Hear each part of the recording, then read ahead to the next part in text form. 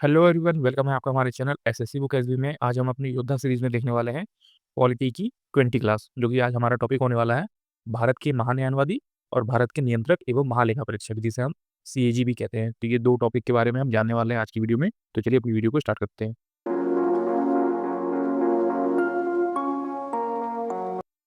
तो इसमें आप देख सकते हैं कि आज़ादी के बाद संविधान सभा में चर्चा करते हुए भीमराव अम्बेडकर साहब ने कहा था कि भारत का नियंत्रक और महालेखा परीक्षक कैग संभवतः भारत के संविधान का सबसे महत्वपूर्ण अधिकारी है। वह एक ऐसा व्यक्ति है जो ये देखता है कि संसद द्वारा अनुमेय खर्चों की सीमा से अधिक धन खर्च न हो पाए, या संसद द्वारा विनियोग अधिनियम के निर्धारित मदों पर ही धन खर्च किया जाए।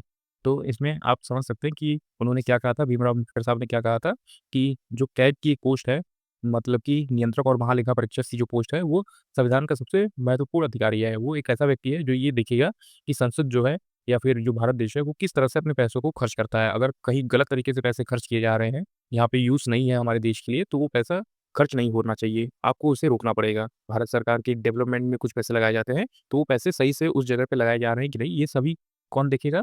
तो ये सभी कामों को कौन देखेगा? तो यही कैग देखेगा, मतलब कि जो है भारत का नियंत्रक और महालेखा परीक्षक, तो कैग देखेंगे। आइए आगे देखते हैं कुछ इंपॉर्टेंट पॉइंट और भी, जो कि है भारत के नियंत्रक और महालेखा परीक्षक, जिन्हें हम कैग कहते हैं।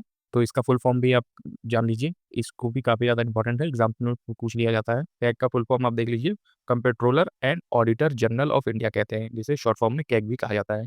यह संविधान द्वारा स्थापित एक संवैधानिक पद होता है, जो भारत सरकार तथा सभी प्रादेशिक सरकारों की तरह से लेखों का ऑडिट करता है। ऑडिट करना मतलब होता है कि जो भी फाइनेंशियल रिपोर्ट है, कि मतलब कौन से पैसे जो है कहाँ पे खर्च किए जा रहे हैं, ये सभी कौन देखता है? तो ये सीएजी देखता है, मतलब कैग देखता है, जिसमें कि पब्लिक सेक्टर की कंपनियों के दायरे में आती हैं। जो पब्लिक सेक्टर की कंपनी है, वो भी इनके दायरे में ही आती है, मतलब कि पब्लिक सेक्टर की कंपनी जो भी पैसा खर्च करेगी, उनका रिकॉर्ड भी इनके पास होना चाहिए। यह पूर्णतः स्वतंत्र रूप से काम करती है। इस प्रकार इसके कार्य में सरकार द्वारा कोई भी हस्तक्षेप नहीं किया जा सकता। नियंत्रक एवं महालेखा परीक्षक को भारतीय लेखा परीक्षा और लेखा सेवा का मुखिया भी कहा जाता है। इस पद की नियुक्ति भारत के राष्ट्रपति के द्वारा किया जाता है। तो आप इस चीज़ को याद रखेंगे कि जो सीएजी होता है, मतलब कि comptroller and auditor general of India, मतलब महालेखा परीक्षक होता है, वो क्या करता है कि फाइनेंशियल चीज़ों को देखता है कि कौन-सा पैसा जो है वो कहाँ पे खर्च किया जा सकता है, या फिर केंद्र सरकार कौन-सा पैसा कहाँ खर्च कर रही है, राज्य सरकार कौन-सा पैसा कहाँ खर्च कर रही है। तो ये सभी कौन देखता है? मतलब कैग देखता है। आइए तो समझते हैं कि संविधान के अनुच्छेद 148 में नियंत्रक एवं महालेखा परीक्षक का वर्णन किया गया है। अपनी रिपोर्ट में यह राज्य स्तर पर राज्यपाल को व केंद्र स्तर पर राष्ट्रपति को रिपोर्ट देता है। तो ये भी हम इनके जो आर्टिकल है वो आगे देखेंगे कि 148 में क्या है, 150 में क्या है, 151 में क्या है, तो वो भी इम्पोर्टेंट है, एग्ज़ाम्स में पूछे जाते हैं। फिलहाल आप इस चीज़ को याद रखेंगे कि जो क्या है, वो अपनी रिपोर्ट जो है केंद्र स्तर पर राष्ट्रपति को देता है और राज्य स्तर पर राज्यपाल को देता है। कैग का मुख्यालय 10 बहादुर शाह जफर मार्ग, नई दिल्ली में स्थित है। तो कैग का जो मुख्यालय है, वो 10 बहादुर शाह जफर मार्ग, नई दिल्ली में स्थित है। भारत में कैग का कार्यकाल 6 वर्ष या फिर 65 ईयर्स तक की अधिकतम आयु के लिए किया जाता है। तो आप इस चीज़ को याद रखेंगे कि जो कैग की पोस्ट पे बैठा आदमी है, वो 6 वर्ष अपने कार्यकाल को पूरा कर ले, या फिर उसकी आयु जो है वो 65 ईयर्स की हो गई, तो उसे हटना पड़ेगा और किसी और नए कैग को बैठना पड़ेगा। कैग को संसद की लेखा समिति की आँख व कान भी कहा जाता है। जो कैग है, वो संसद की लोक लेखा समिति का आँख व कान भी होता है। तो लोक लेखा समिति क्या होती है कि उन्हें नज़र रखती है कि हमारे देश में किस तरह से पैसे कहाँ पे खर्च किया जाता है। तो कैग उन्हीं का एक बहुत ही इम्पोर्टेंट हिस्सा होता है। तो वो समझता है, वो लोगों को बताता है, वो अपनी लोक लेखा समिति को बताता है कि हमारे देश में इस तरह से पैसे यहाँ पे खर्च किए जा रहे हैं। तो आप समझ गए होंगे कि कैग जो है वो किस तरह से काम करता है। आगे हम इनके कार्यों को भी देखने वाले हैं। फिलहाल आप जो साइड में स्क्रीन में देख पा रहे हैं, ये के संजय मूर्ति हैं, जो इस समय करंट टाइम में जो है कैग की पोस्ट पे हैं। तो मार्च 2025 तक इस समय के संजय मूर्ति कैग की पोस्ट पे हैं। तो आप इनको याद रखेंगे इनके नाम से। तो आपने याद रखा कि comptroller and auditor general of India कौन है इस समय? तो के संजय मूर्ति हैं। तो भारतीय संविधान के अनुच्छेद 148 से 151 तक भारत के नियंत्रक और महालेखा परीक्षक सीएजी के प्रावधानों से संबंधित है। तो जो सीएजी के प्रावधान है, वो अनुच्छेद 148 से अनुच्छेद 151 तक संबंधित है। तो आइए समझते हैं इसके अनुच्छेद कैसे रिलेटेड है। तो हम देखते हैं अनुच्छेद 148। तो 148 किस चीज़ से रिलेटेड है? तो ये भारत के नियंत्रक और महालेखा परीक्षक से रिलेटेड है। अगला अनुच्छेद देखते हैं, जो कि है आर्टिकल 149। तो 149 किस चीज़ से रिलेटेड है? ये नियंत्रक और महालेखा परीक्षक जो कैग होते हैं, उनके कर्तव्य और उनकी शक्तियों से रिलेटेड है। तो आप इस चीज़ को याद रखेंगे। आर्टिकल 148 में कहा गया है कि भारत का एक नियंत्रक और महालेखा परीक्षक, मतलब कि सीएजी होना चाहिए, और उसके ठीक अगले आर्टिकल में, आर्टिकल 149 में बताया गया है उनके कर्तव्य और शक्तियों के बारे में। अब देखते हैं आर्टिकल 150, तो 150 किस चीज़ से रिलेटेड है? तो ये संघ और राज्यों के लेखों का प्रारूप करता है। मतलब कि जो कैग होते हैं वो संघ के, केंद्र के भी जो है लेखों का प्रारूप कर सकते हैं और राज्यों के भी। मतलब कि फाइनेंशियल जो स्टेटमेंट होती है, फाइनेंशियल चीज़ों से रिलेटेड कुछ भी अगर किसी को जानकारी चाहिए या फिर कोई भी तरीके से फाइनेंशियल या फिर कि सरकार ने कितना पैसा कहाँ पे खर्च किया, राज्य सरकार ने या फिर केंद्र सरकार ने, तो ये सभी की जानकारी कैग को होती है कि राज्य सरकार ने कौन-सा पैसा जो है वो कहाँ खर्च किया भारत सरकार का, या फिर केंद्र सरकार ने कौन-सा पैसा किस जगह पे, किस कंपनी में ज़्यादा खर्च किया। तो ये सभी की जानकारी जो है वो कैग को होती है और यही आर्टिकल 150 कहता है कि दोनों राज्यों की जानकारी, दोनों सरकारों के राज्यों की जानकारी होती है। केंद्र सरकार और राज्य सरकार की पैसों की जानकारी वो कैग को पता होनी चाहिए। इसी तरह है आर्टिकल 151, इसमें लेखा परीक्षक रिपोर्ट तैयार करते हैं कि आपकी राज्य सरकार ने, आपकी केंद्र सरकार ने कौन-सा पैसा कहाँ पे खर्च किया, और ये सभी रिपोर्ट जो है वो संसद में राष्ट्रपति के द्वारा जाता है और ताकि सभी लोगों को पता चल सके, आम जनता को पता चल सके कि कौन-सा पैसा कहाँ पे खर्च किया जा रहा है पूरे भारत में। आइए नीचे वाले पार्ट में समझते हैं कि कैग का जो कार्यकाल है वो कितना होता है, वो अपना त्यागपत्र किसे दे सकते हैं।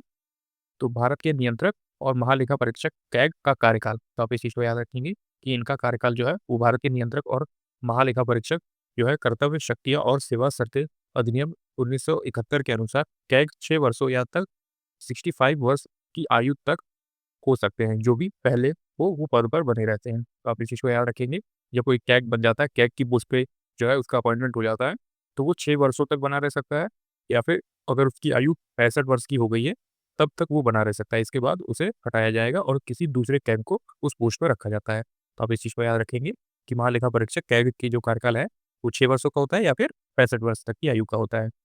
नीचे वाला वो जो पॉइंट है वो है कैग के त्यागपत्र से। मतलब कि कैग जो है अपना इस्तीफ़ा किसे दे सकते हैं। तो भारत के नियंत्रक एवं महालेखा परीक्षक कैग जो होता है वो भारत के राष्ट्रपति को अपना त्यागपत्र संबोधित करके किसी भी समय अपने कार्यकाल से इस्तीफ़ा दे सकता है। तो इसमें आपने देखा कि जो है कैग राष्ट्रपति को अपना त्यागपत्र देता है। तो आप इस चीज़ को याद रखेंगे। तो आप समझ गए होंगे कि राष्ट्रपति को जो है त्यागपत्र दिया जाता है कैग के द्वारा। अगर उसे अपने जो है पोस्ट से इस्तीफ़ा देना हो तो वो राष्ट्रपति को अपना त्यागपत्र देगा।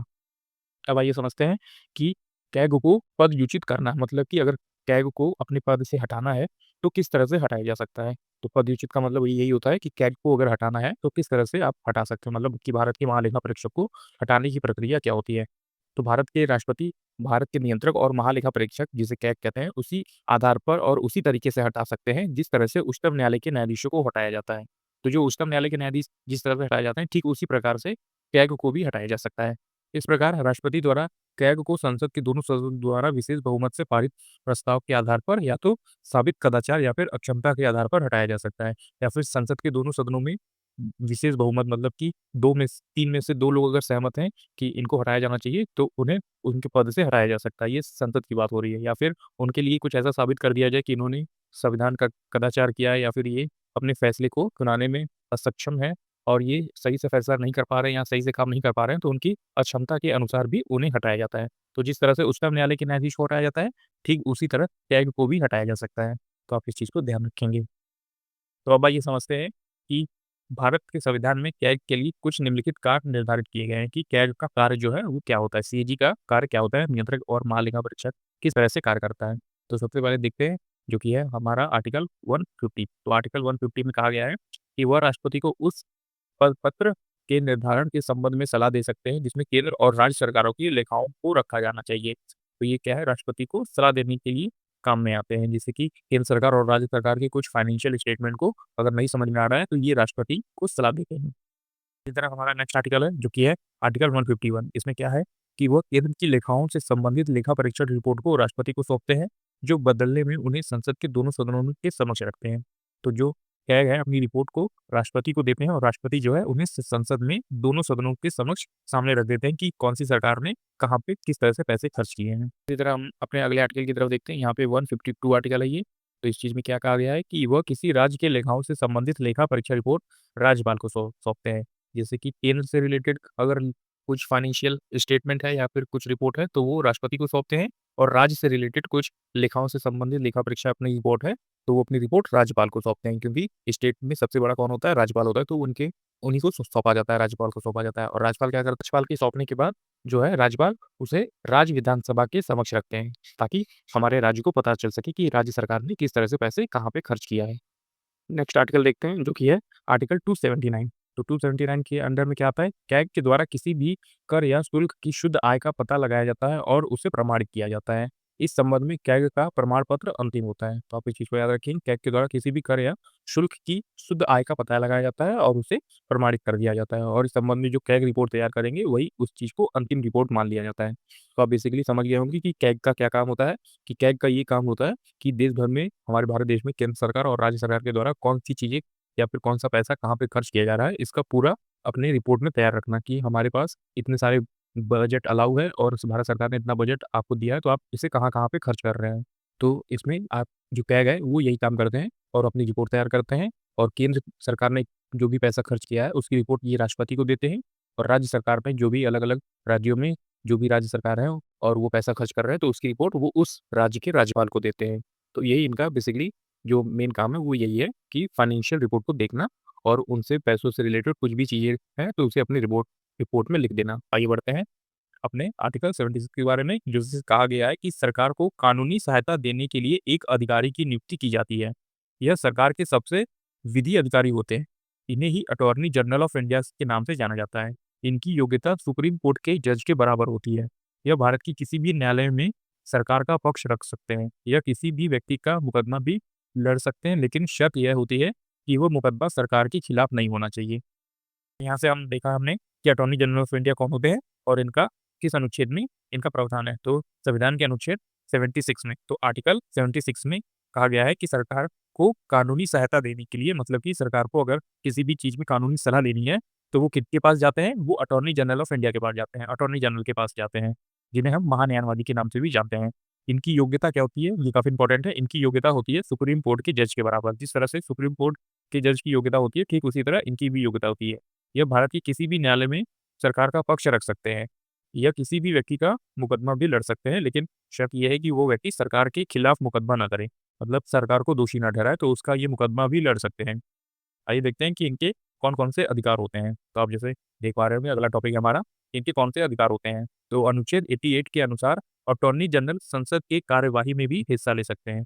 जो अटॉर्नी जनरल है, वो अनुच्छेद 88 के तहत वो संसद की किसी भी कार्यवाही में हिस्सा ले सकते हैं। भले ही संसद के सदस्य ना हो, लेकिन इन्हें किसी भी सदन में बोलने का अधिकार है। ये संसद के सदस्य नहीं होते हैं, पर ये उस सदन में बैठ सकते हैं और वहाँ पे कुछ भी बोल भी सकते हैं। बोलने का अधिकार भी दिया गया है। यह विधेयक को लेकर होने वाली चर्चा में सरकार का पक्ष रख सकते हैं। इन्हें ना तो किसी बिल पर संसद में होने वाली वोटिंग मशीन में हिस्सा लेने का अधिकार होता है और ना ही किसी भी प्रकार का कोई वेतन या भत्ता दिया जाता है संसद की तरफ से। तो आप इनके अधिकार को समझ गए होंगे कि ये बस संसद में बैठ सकते हैं और किसी भी सदन में बोलने का इन्हें अधिकार दिया है। यह विधेयक को लेकर जो मतलब विधेयक आता है और आगे पास होके बिल बनता है, तो उस विधेयक के बारे में चर्चा कर सकते हैं, सरकार के पक्ष में चर्चा कर सकते हैं कि ये विधेयक हमारे लिए, हमारे देश के लिए किस तरह से सही हो सकता है, ये बोल सकते हैं। इन्हें ना तो किसी बिल पर संसद में होने वाली वोटिंग में हिस्सा लिया जाता है कि अगर कोई भी बिल पास करना हो, तो उस लोगों से वोट कराया जाता है, संसद में बैठे हुए लोगों से, तो इन्हें वो अधिकार, वोट करने का अधिकार नहीं दिया है, कि आप भी वोट करके बताइए कि ये बिल पास होना चाहिए कि नहीं, तो ये इस अधिकार में शामिल नहीं हो सकते, इनसे ये अधिकार नहीं दिया गया है। आइए समझते हैं कि कैसे होती है अटॉर्नी जनरल ऑफ इंडिया की नियुक्ति। तो अगला पॉइंट है हमारा, अगला टॉपिक जो कि है, कैसे होती है अटॉर्नी जनरल ऑफ इंडिया की नियुक्ति। संविधान के अनुच्छेद 76 के अनुसार केंद्रीय मंत्रिमंडल की सलाह पर भारत के राष्ट्रपति द्वारा अटॉर्नी जनरल ऑफ इंडिया की नियुक्ति की जाती है। इनसे त्यागपत्र लेने का अधिकार भी राष्ट्रपति के पास होता है। अटॉर्नी जनरल का पद संवैधानिक होता है। इनके कार्यकाल की कोई भी सीमा नहीं होती, यानी कि राष्ट्रपति अपनी इच्छा अनुसार इन्हें नियुक्त भी कर सकते हैं और इन्हें हटा भी सकते हैं। तो आर्टिकल 76 के अनुसार जो है, वो केंद्रीय मंत्रिमंडल की सलाह पर भारत के राष्ट्रपति द्वारा अटॉर्नी जनरल की नियुक्ति की जाती है। तो आप समझ गए होंगे कि केंद्रीय मंत्रिमंडल की सलाह पे ही भारत का जो राष्ट्रपति है, वो अटॉर्नी जनरल ऑफ इंडिया की नियुक्ति करता है और जो राष्ट्रपति है, वो ही इनका त्यागपत्र भी ले सकता है। मतलब कि अटॉर्नी जनरल जो महान्यायवादी है, वो अपना त्यागपत्र देगा, तो वो राष्ट्रपति को ही देगा। तो अटॉर्नी जनरल ऑफ इंडिया का जो पद होता है, वो एक संवैधानिक पद होता है। तो आप ये चीज़ को याद रखेंगे कि ये एक संवैधानिक पद है। इनके कार्यकाल की जो है कोई सीमा नहीं होती। ये जब तक चाहे तो अपनी पोस्ट पे बने रह सकते हैं। राष्ट्रपति इन्हें अपनी इच्छा के अनुसार पोस्ट पे रखते भी हैं, नियुक्ति करते हैं और इन्हें हटा भी सकते हैं। आइए समझते हैं कि क्या होता है इनके अधिकार और इनकी शक्तियाँ। तो क्या होता है इनके अधिकार और इनकी शक्तियाँ? तो अटॉर्नी जनरल ऐसे कानूनी मामले पर सरकार को सलाह देते हैं जो राष्ट्रपति द्वारा भेजे जाते हैं। कानूनी रूप से ऐसे कर्तव्यों का पालन करना जो राष्ट्रपति द्वारा उसे सौंपे जाते हैं। अटॉर्नी जनरल सुप्रीम कोर्ट या हाई कोर्ट की सरकार की तरफ से सभी कानूनों मामलों में पैरवी करते हैं। साथ ही संवैधानिक के अनुसार 143 के अनुसार जो है अटॉर्नी जनरल सुप्रीम कोर्ट में राष्ट्रपति की तरफ से सरकार का प्रतिनिधित्व भी कर सकते हैं। केंद्र सरकार के कानूनी सलाहकार के रूप में भारत के अटॉर्नी जनरल को भारत के किसी भी क्षेत्र की अदालत में सुनवाई का अधिकार होता है। तो आप समझ गए होंगे इनके अधिकार क्या होते हैं और इनकी शक्तियाँ क्या होती है। अटॉर्नी जनरल ऐसे कानूनी मामलों पर सरकार को सलाह देते हैं जो राष्ट्रपति द्वारा भेजे जाते हैं। मतलब कि राष्ट्रपति को अगर कोई चीज़ कानूनी मामलों में समझ नहीं आ रही है, तो वो अटॉर्नी जनरल ऑफ इंडिया से क्या है कि कुछ सलाह ले सकते हैं। अटॉर्नी जनरल सुप्रीम कोर्ट या हाई कोर्ट की सरकार की तरफ से सभी कानूनी मामलों में अपनी निगरानी रख सकते हैं, पैरवी रख सकते हैं। साथ ही वो संविधान के अनुच्छेद 143 के अनुसार अटॉर्नी जनरल सुप्रीम कोर्ट में राष्ट्रपति की तरफ से सरकार का प्रतिनिधित्व भी कर सकते हैं। तो आप इस चीज़ को याद रखें, इंपॉर्टेंट पार्ट है ये, इस लाइन का इंपॉर्टेंट पार्ट है कि संविधान के अनुच्छेद 143 के अनुसार अटॉर्नी जनरल सुप्रीम कोर्ट में राष्ट्रपति की तरफ से सरकार का प्रतिनिधित्व कर सकते हैं। केंद्र सरकार के कानूनी सलाहकार के रूप में भारत के अटॉर्नी जनरल को भारत के किसी भी क्षेत्र की किसी भी अदालत में सुनवाई का अधिकार होता है। जैसे कि आप इमेज में अभी साइड में देख पा रहे होंगे कि इस समय जो आर वेंकट रमणी है, वो भारत के अटॉर्नी जनरल ऑफ इंडिया है मार्च 2025 तक। तो आप इस चीज़ को याद रखेंगे कि मार्च 2025 तक इस समय जो है, जो आर वेंकट रमणी है, वो भारत का महान्यायवादी या फिर अटॉर्नी जनरल ऑफ इंडिया है। आगे चेंज हो सकते हैं, तो आप अपने एग्जाम्स के लिए ज़रूर एक बार चेक करके जाइए। फिलहाल मार्च 2025 तक जो है अटॉर्नी जनरल ऑफ इंडिया कौन है? आर वेंकट रमणी है। आइए बढ़ते हैं अगले क्वेश्चन आंसर की तरफ, जो कि एसएससी के द्वारा डिफरेंट एग्जाम्स में पूछे जाते हैं। भारत में केंद्र और राज्य सरकारों की सभा प्राप्तियों और व्यय की समीक्षा करने की जिम्मेदारी निम्नलिखित में से किसकी होती है? आपका राइट आंसर हो जाएगा ऑप्शन नंबर डी, नियंत्रक एवं महालेखा परीक्षक, जिसे हम लोग सीएजी भी कहते हैं। तो आप इस चीज़ को याद रखेंगे। जैसे आप नीचे देख पा रहे होंगे कि भारत में केंद्र और राज्य सरकारों के सभी प्राप्तियों और व्यय की समीक्षा करने की जिम्मेदारी नियंत्रक एवं महालेखा परीक्षक सीएजी की होती है। तो आप इस चीज़ को याद रखेंगे कि भारत में केंद्र और राज्य सरकार के सभी प्राप्तियों जो कि अकाउंट से रिलेटेड है, मतलब फाइनेंशियल से रिलेटेड है, कि कितने पास कितना रुपया, कितना पैसा कहाँ गया, किसके अकाउंट में गया, तो ये सब की जिम्मेदारी किसके हाथों में होती है? तो कैग के हाथों में होती है, सीएजी के हाथों में होती है। भारतीय संविधान के अनुच्छेद 148 में इसके पद का प्रावधान है। आप इस चीज़ को याद रखेंगे कि अनुच्छेद 148 में 148 से लेके 151 तक सीएजी के बारे में बताया गया है। भारत का महान्यायवादी भारत सरकार का विधि अधिकारी होता है। इसके पद का प्रावधान संविधान के अनुच्छेद 76 में किया गया है। काफ़ी चीज़ को याद रखेंगे। कैग जो होता है, वो भारत में केंद्र और राज्य सरकार के सभी अकाउंट से रिलेटेड कुछ भी डॉक्यूमेंट होता है, वो कैग की ज़िम्मेदारी में होती है कि किसके हाथों में कितना पैसा है, कौन-सी कंपनी के पास भारत सरकार का सबसे ज़्यादा पैसा है। तो ये सारी चीज़ें कौन देखता है? तो ये सीएजी देखता है, मतलब कि नियंत्रक एवं महालेखा परीक्षक। तो ऑप्शन नंबर डी आपका राइट आंसर हो जाएगा। आगे बढ़ते हैं अपने अगले क्वेश्चन की तरफ। तो हमारा नेक्स्ट क्वेश्चन आता है, जो कि है भारतीय संविधान का अनुच्छेद 148 डैश के एक स्वतंत्र कार्यकाल का उपबंध कराता है। तो इसमें आपको पूछा गया है आर्टिकल 148 किससे रिलेटेड है? तो ये है भारत के नियंत्रक एवं महालेखा परीक्षक से रिलेटेड है, आर्टिकल 148, और ये कैग से रिलेटेड है। तो आप इस चीज़ को याद रखेंगे। जैसे आप नीचे देख पा रहे हैं कि भारतीय संविधान का अनुच्छेद 148 भारत के नियंत्रक महालेखा परीक्षक के एक स्वतंत्र कार्यकाल का उपबंध कराता है। तो आप इस चीज़ को याद रखेंगे। कुछ इंपॉर्टेंट आर्टिकल है, जैसे आर्टिकल 165 के बारे में क्या बताएगा? राज्य का महाधिवक्ता के बारे में बताया गया है। जैसे आप नीचे देख पा रहे हैं आर्टिकल 76 किस बारे में है? तो भारत का महान्यायवादी के बारे में, मतलब अटॉर्नी जनरल के बारे में है। और आर्टिकल 52 भारत का राष्ट्रपति के बारे में है। तो ये इंपॉर्टेंट आर्टिकल है, आप इस चीज़ को याद रखेंगे। आइए बढ़ते हैं अपने अगले क्वेश्चन की तरफ। तो हमारा नेक्स्ट क्वेश्चन आता है, जो कि है भारतीय संविधान का अनुच्छेद 149 डैश से संबंधित है। तो 149 किससे संबंधित है? आप जानते होंगे कि ये संबंधित है महालेखा परीक्षक से। तो भारत के नियंत्रक एवं महालेखा परीक्षक के कर्तव्य एवं शक्तियों के बारे में बताता है कौन? आर्टिकल 149। तो आप इस चीज़ को याद रखेंगे। ऑप्शन नंबर ए आपका राइट आंसर हो जाए। आइए बढ़ते हैं अपने अगले क्वेश्चन की तरफ। तो हमारा नेक्स्ट क्वेश्चन आता है, भारतीय महालेखा परीक्षक और लेखा विभाग का प्रशासनिक प्रमुख कौन होता है?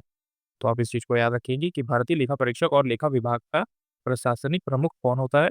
तो वो होता है नियंत्रक एवं महालेखा परीक्षक। कौन होता है? तो वो सीएजी होता है। तो आप इस चीज़ को याद रखेंगे कि भारतीय लेखा परीक्षा और लेखा विभाग का प्रशासनिक अध्यक्ष कौन होता है? प्रमुख कौन होता है? तो कैग होता है। आइए बढ़ते हैं अपने अगले क्वेश्चन की तरफ। भारत में प्रथम महालेखाकार कार्यालय की स्थापना किस वर्ष में हुई थी? तो भारत में प्रथम महालेखाकार कार्यालय की स्थापना किस वर्ष में हुई थी? ऑप्शन नंबर ए 1858 में हुआ था। तो आप इस चीज़ को याद रखेंगे कि भारत में प्रथम महालेखाकार कार्यालय की स्थापना 1858 में हुई थी। तो आप इस चीज़ को याद रखेंगे। जैसे आप नीचे देख पा रहे हैं कि भारत में प्रथम महालेखाकार कार्यालय जो है 1858 में स्थापित किया गया था। ठीक उसी समय जब अंग्रेज ने ईस्ट इंडिया कंपनी से भारत का प्रशासनिक नियंत्रक अपने हाथों में लिया था। वर्ष 1866 में इस पद का नाम बदलकर नियंत्रक महालेखाकार तथा 1884 में इसे भारत के नियंत्रक एवं महालेखा परीक्षक के रूप में फिर से नामित किया गया था।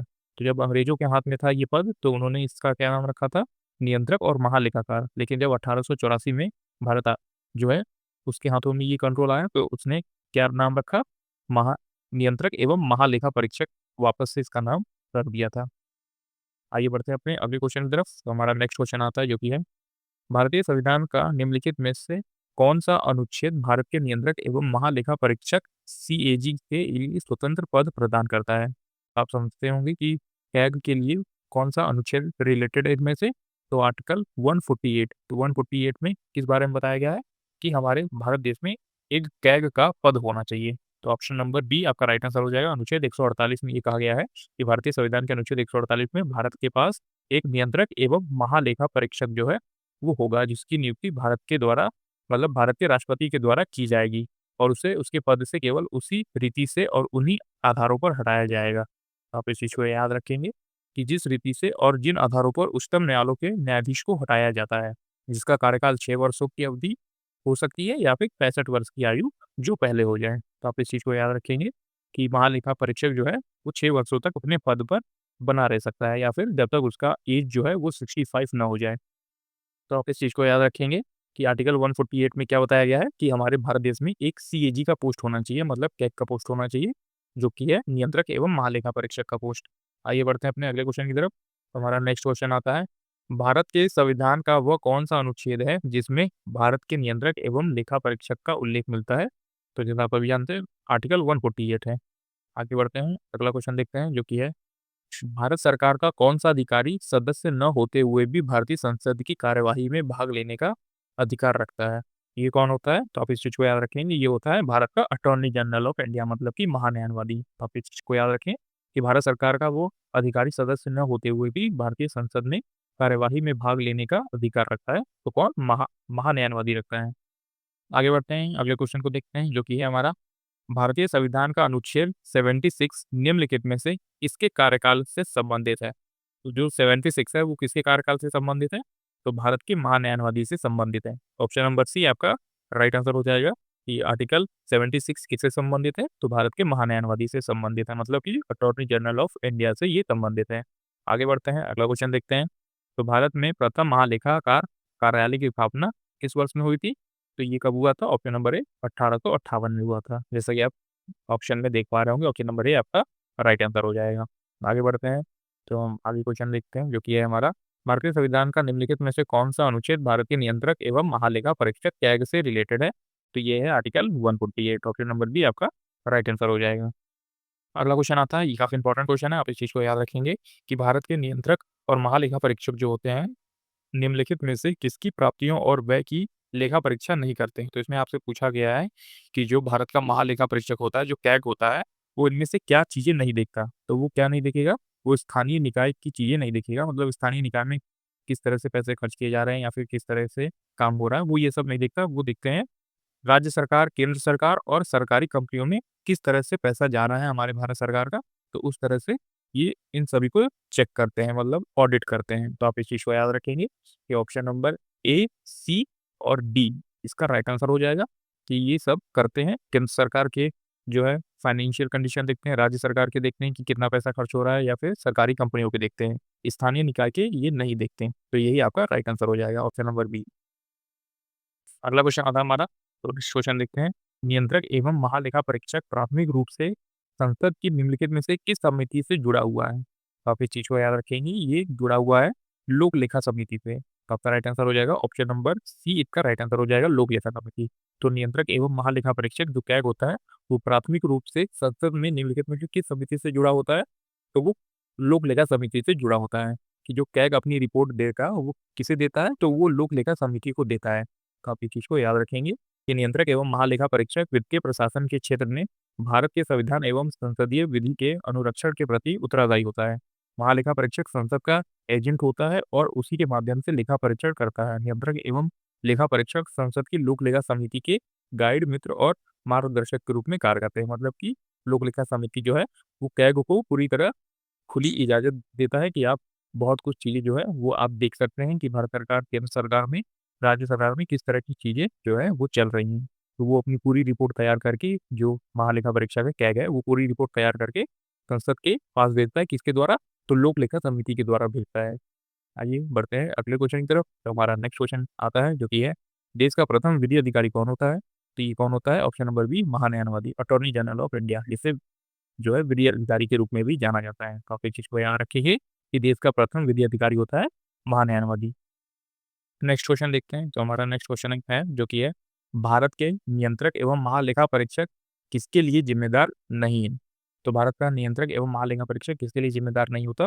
तो वो भारतीय रिज़र्व बैंक का नियमन करने के लिए ज़िम्मेदार नहीं होता। मतलब कि भारतीय रिज़र्व बैंक आरबीआई से रिलेटेड कोई भी चीज़ों के लिए वो महालेखा परीक्षक सीएजी ज़िम्मेदार नहीं होता। तो यही आपका राइट आंसर हो जाएगा।